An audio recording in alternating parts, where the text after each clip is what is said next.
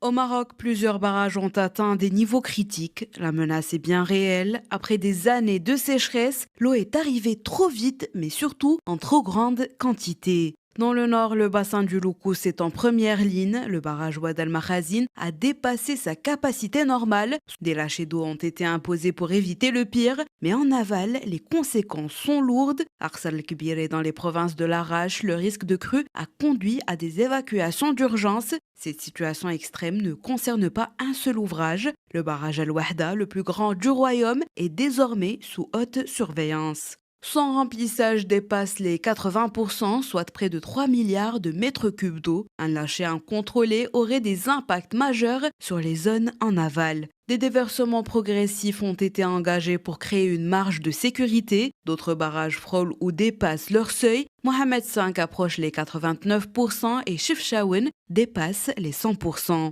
À l'échelle nationale, la pression est historique. Plus de 8 milliards de mètres cubes ont afflué dans les barrages en quelques semaines seulement. Près de 95% de ces apports ont été enregistrés en moins de 2 mois.